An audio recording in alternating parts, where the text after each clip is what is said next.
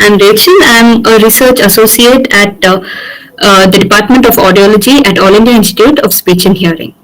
And I will be presenting our study, development and standardization of sentences for auditory language processing. So we know that there is always some electrical activity in the brain, and this can be picked up by placing electrodes on the scalp. And this is called electroencephalography. It is a non-invasive way of understanding the neurotransmission in the brain. These small voltages can also be generated by presenting an external stimulus, and these are called as event-related potentials or ERPs. So ERPs are of two types, early ERP and late ERPs. Early ERPs are the potentials that are generated within 100 milliseconds after stimulus is presented. These are also called as sensory or exogenous potential because the responses depend on the incoming stimulus that is presented.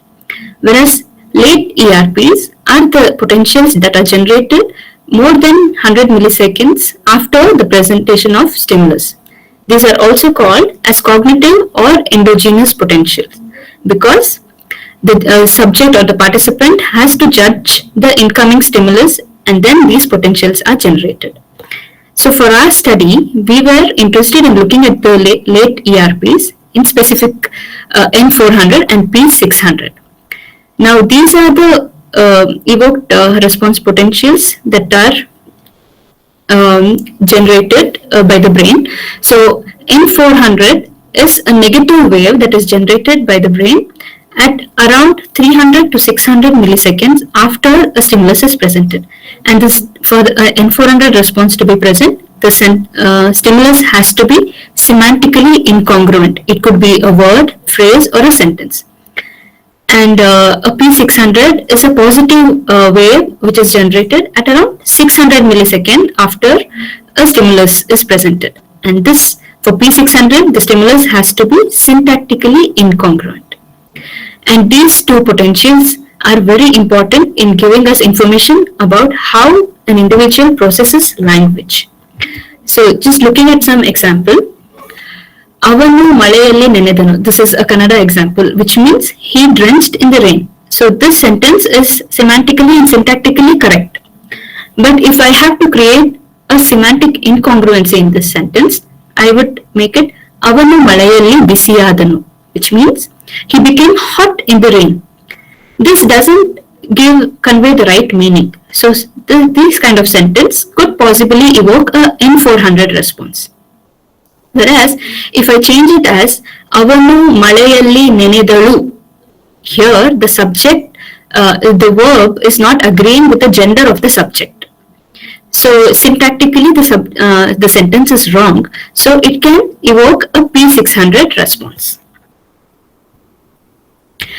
So in Western studies, especially in English, they use garden path sentences. Garden path sentences are ambiguous sentences. For example, the horse raced past the barn fell. This could mean that the horse itself fell, or it could mean that the barn fell. So these kind of ambiguous sentence can elicit an ERP response. Similarly, in Spanish and French, they have created their own lists with sentence with semantic and syntactic incongruity. While there is an abundance of non-Indian language sentences for use in studies with N400 and P600, there are no known studies in Indian language that has created sentences specifically to study N400 and P600. And these kind of sentences will also help in cognitive research studying language processing. Hence, the aim of our study was to develop and standardize a corpus of sentence with semantic and syntactic incongruity in Kannada. For this, our study was carried out in 3 stages. Stage 1 was sentence development, Stage 2 was recording of sentences, and Stage 3 was setting up an experiment on E prime for standardization of sentence. So for the development of sentence, we created a corpus of 1050 sentences. Now, for this, we selected 350 syntactically and semantically correct sentence from Kannada school textbooks of grade 4 and above. And for these 350 sentences, we created and semantically incongruent counterpart, and another list with sentences with syntactically incongruent counterparts. Now we made sure that all these sentences had the incongruity in the last word. So the sentence list thus developed was rated for appropriateness, familiarity, frequency of usage, and meaningfulness on a 5-point Likert scale by 5 speech-language pathologists. The sentences which had more than 80% rating was selected for the final list. And hence, we had a total of 300 correct sentences and 300 sentences with semantic incongruity and another list with 300 sentences with syntactic incongruity. And the final corpus had 900 sentences. To record these sentences, we randomly selected 10 sentences and it was recorded by 2 male and 2 female speakers. And again, their voice was rated for naturalness. Among these, one of the female's voice was judged as most natural. Hence, all the sentences were recorded with her voice. So we used the Pratt software with a low impedance dynamic microphone for recording in a sound isolated chamber, and Adobe Audition was used for noise removal and editing of the sentences. To carry out the experiment, we included 20 participants in the age range of 18 to 45 years. The inclusion criteria was that they had to be a native Kannada speaker with 10 years of education in Kannada and have clinically normal audiometric thresholds in both ears with no history of neurological disorder. We designed an experiment using ePrime version 2 software. This software allows us to load pre-recorded sentences, and it has the option of presenting sentence in random order. And then the task for the participants was to press key 1 on the keypad if the sentences were semantically and syntactically correct, and press 2 if the sentences were incorrect. And as a response, we recorded the reaction time and the response accuracy. Moving to results. This table shows the reaction time of the participants on the 3-sentence list. So reaction time was considered as the time taken by the participant to respond to the sentence after the sentence was presented. So we can see that semantically incongruent sentences were responded to at 200 milliseconds earlier than the sentence with syntactic incongruity.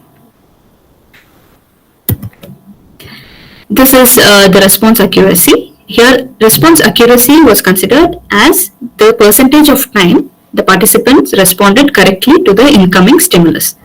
So, the correct sentences were judged rightly 88.9% of the time.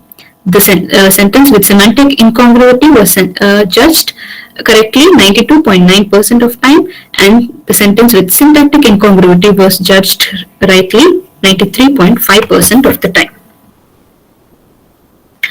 Now, the study aimed at developing and standardizing a corpus of sentence with semantic and syntactic incongruity in Kannada. Our results indicate that typically developing adults produce high scores in processing these developed sentences. Now, if you remember, the response time for the sentence with syntactic incongruity was 200 milliseconds later than for the sentence with semantic incongruity. So this is in accordance with the neural studies which show that sentence with a semantic incongruity is judged 200 milliseconds earlier than sentence with syntactic incongruity. So our results are in accordance with it. Also, the average response accuracy for sentence with incongruity had better scores compared to a correct sentence. That is, they seem to have responded better to a sentence with error than correct sentence. Now, we could attribute this to anticipation error. Literature shows that final word predictability and conceptual expectation play a role in semantic processing, which could be the reason the participants anticipated an error and had poor response accuracy scores on correct sentence. Looking at clinical implications of our study, the sentences developed are structured to elicit a N400 and P600 component and could be included in ERP eliciting experimental paradigm in future. The data obtained in the study is also useful in comparing individuals with language processing impairment in the age range of 18 to 45 years. And since individuals have to pay attention to the sentence to elicit a cognitive potential, it will be useful in identifying patients with subtle language impairment in early stages. In conclusion, the standardized sentence list is useful in many domains of research, including cognitive neuroscience and audiological studies, and they provide a reliable way to assess auditory speech processing as well as underlying sensory and cognitive processes and their associated brain mechanism. It also assists in understanding the relative influence of sensory and cognitive processes in language processing. These are our references. Rachel, the difference, the time difference is very, very minute. You know, Yes, sir. Semantic incongruity and also syntactic incongruity. And syntactic, what kind of syntactic deviations we have selected? Is there any, PNG, is there? Yes, PNG markers were changed. Singular, plural, so many. Have you taken account of all the kind of syntactic incongruity? Yes, sir. Because we had around 300 sentences, we included person, number, and gender incongruencies in the sentences. And singular, plural, negative, positive. Yes, mainly PNG were considered, sir, for that. Okay, you are not taking account of other grammatical things. No. Okay. Second thing is semantic incongruity means I don't, maybe is it because of structural ambiguity or because of some other kind of ambiguity, semantic ambiguities? It just, if it sounds right, like if it is meaningful for the context. No, it's okay, but this ambiguity comes in not only in the context, but even the construction also. So what kind of sentences you have taken? Can you give me one or two examples where this is a semantic deviation? The first sentence is like, Mahile tanna bag annu pack madidalu. The girl, the lady packed her bag. Okay. Then the next one says, the one with semantic incongruity says, Mahile tanna bag annu pack hadidalu. Like it says she sang, she closed her bag singing. I'm not getting the correct English translation, but in Kannada it hadidalu, singing doesn't come in that sentence. All right, but Yes, sir. this is again a kind of syntax. It's not in the particular context. Yes, The sir. girl should pack the packing and singing. It's not packing and singing. So here in semantically incongruent version, it's not talking about her packing the bag. It says she sang the bag. It's like that. Yeah, sang the bag. Okay, and what is the right thing? She packed the bag. Packed and sang. Okay. Huh. So this I don't know, syntax and semantics. There's a minute difference. This syntactic, maybe the wrong choice of word leads to some kind of semantic deviation. Yes, sir. The verbs were not appropriate for the sentence structure. Yeah. So instead of that, you are given some kind of horse, some standard English you are given, Yes. where there one should apply whether this is due to structural ambiguity or some kind of this. This is very, very obvious. You cannot pack the bag by singing, or bag and singing cannot go together. The sentence itself is wrong. So when you select a kind of sentence, which should be make the listener to think whether what kind of meaning is it this way or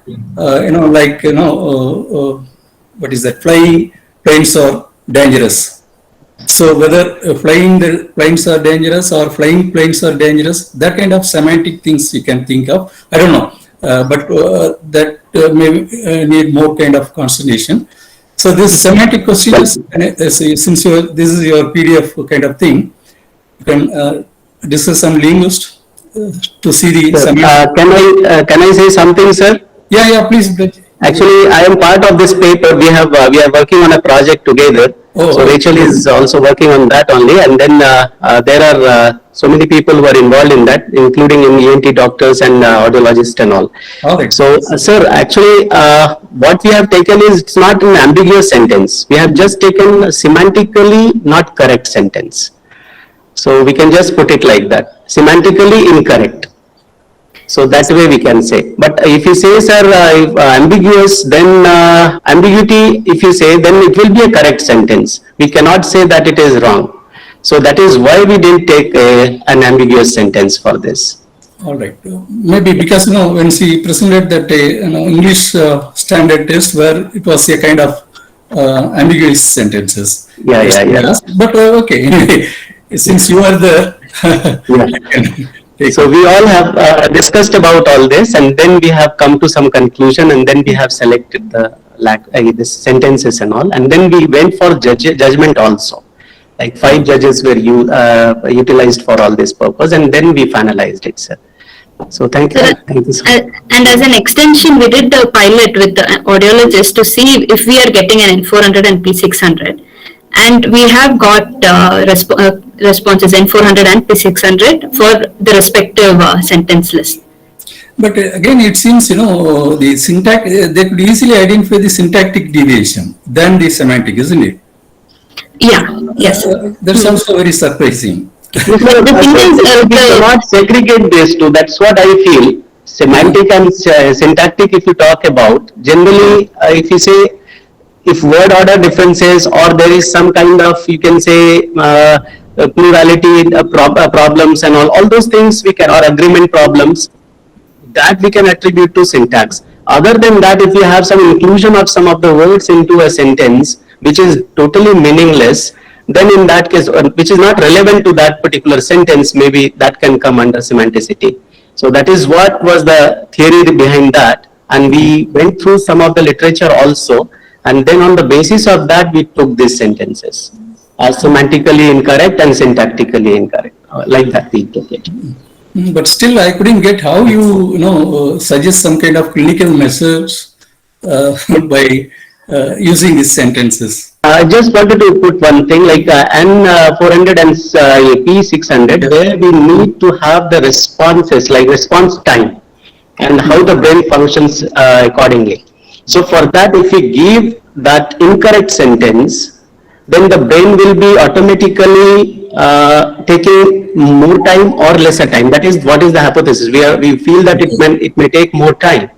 So that will give a response whether that person is cognitively is okay or not. So we have a normative, and then we can compare with that. So that is the main goal. All right. Excellent, Bridges. Thank you Thank you very much.